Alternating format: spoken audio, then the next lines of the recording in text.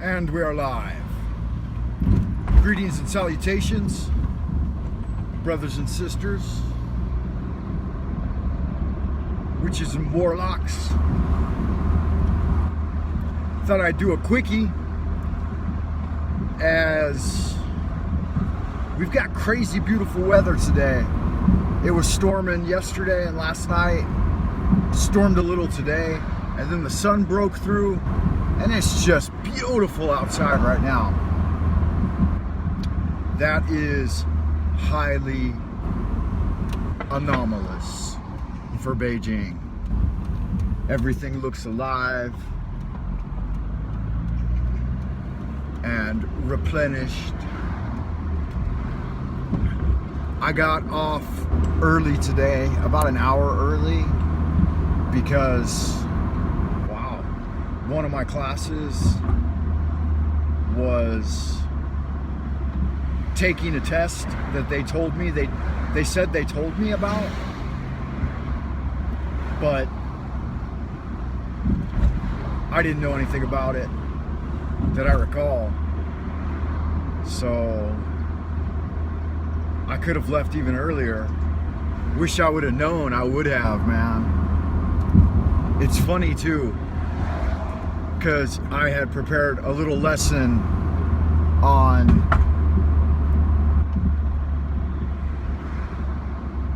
Jungian, Carl Jung. His name's spelled with a J, J-U-N-G. That old 20th century psychologist that came up with the idea of extrovert, introvert, and then the basic 8. I want to say Jung, that's what I've always said, because, you know, it's old school. But I believe it should be a Y pronunciation on that J.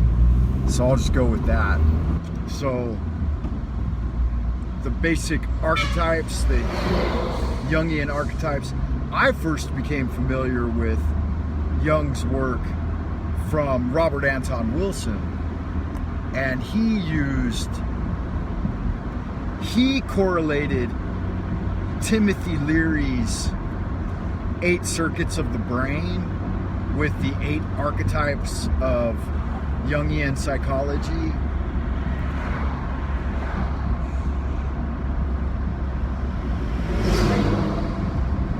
And I read an article recently published, like 2012, I guess. It was either 2012 or 2014. I don't remember exactly. It seems like 2012. I'll go with that. That was published on a psychology website, and they said that, in this particular article anyway, that Jungian psychology was mostly discredited due to lack of evidence.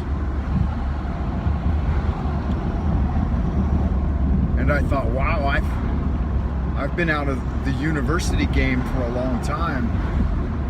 See, my last year of university was 2005. So it's been a while, you know.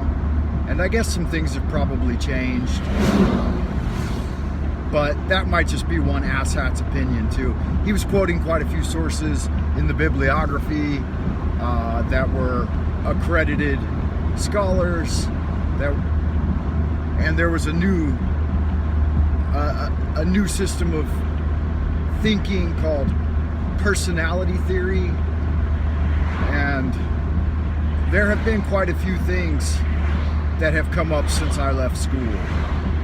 Critical race theory being one of them, evolutionary biology, personality theory.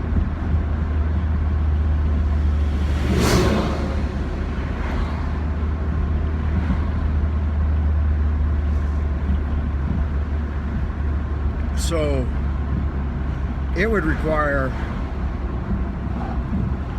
a couple of solid semesters back at university to wrap my head around all the newfangled ways of thinking that these leftist, communist, Marxists are coming up with at school these days.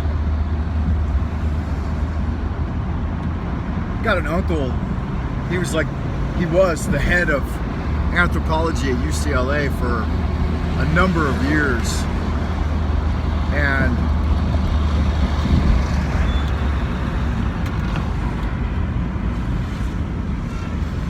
he's a self-proclaimed atheist, communist, Marxist. Likes to fashion himself as being very intellectual.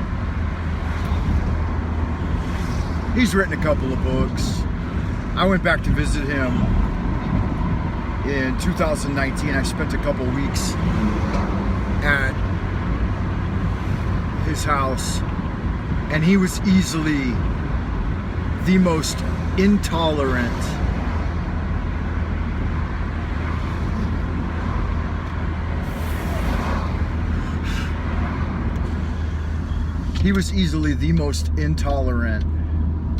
egg-headed person I've ever spent time with. And I don't recall him being that way in his youth.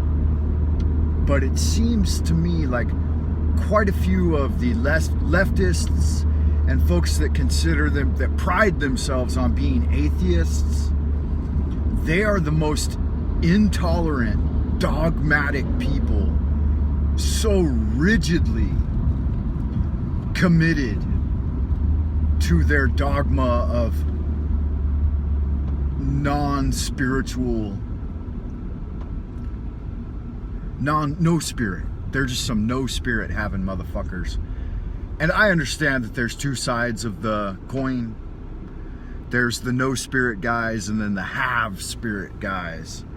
And it's the institutionalized religions throughout history that have given the spiritualists, the mystics, the dreamers a bad name.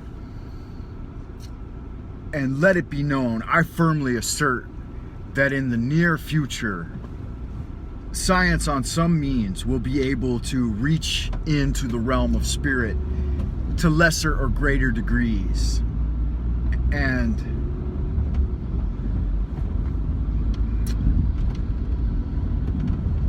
they will, even the external sciences will have to publish papers. Well, they won't, they never will.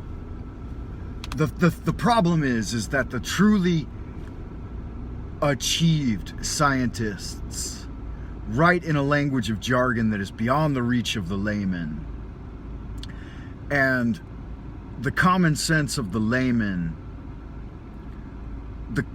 the common sense of the so-called atheist layman is an armchair ideology. And any genuine science throughout history and even in modern times would not espouse a all-knowing proposition like the hardcore atheists do. It's just egg-headedness and intolerance. I don't think that it's helpful. On the same note, the religious fanatics, with insisting on this or that representation of a god, aren't any better. So the basic surmise in my mind is that dogmatism of any kind is a waste of time. There's just so much left that is unknown.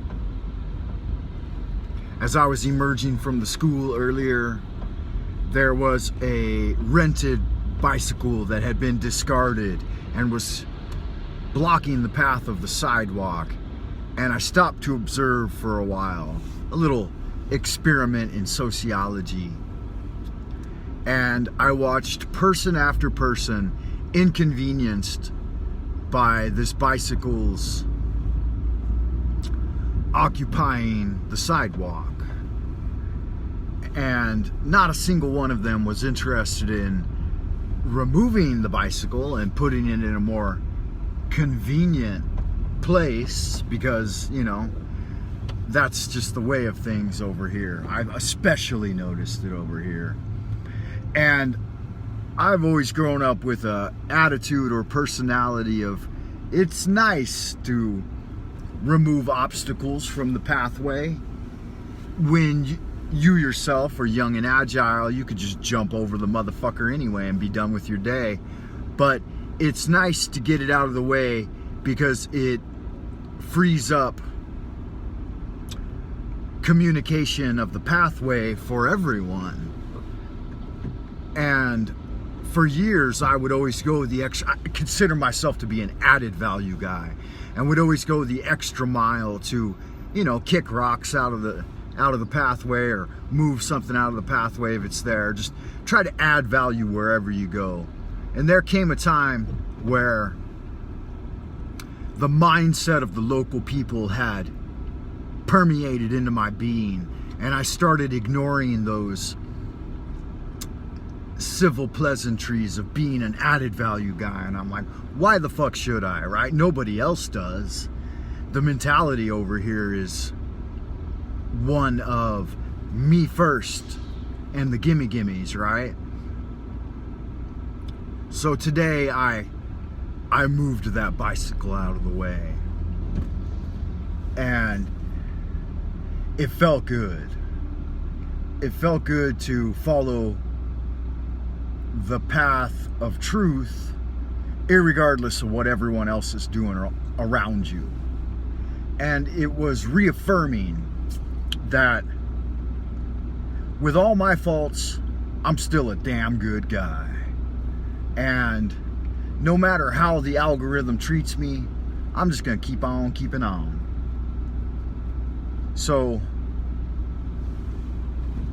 look forward to tomorrow. I will do another Magic 101 video. I've been thinking and writing all week long, and I've actually got some ideas that I want to stick into this next segment of Magic 101 on Fridays.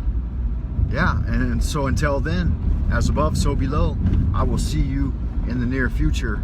And I love y'all good-looking, happy people out in fucking TV land. Kisses.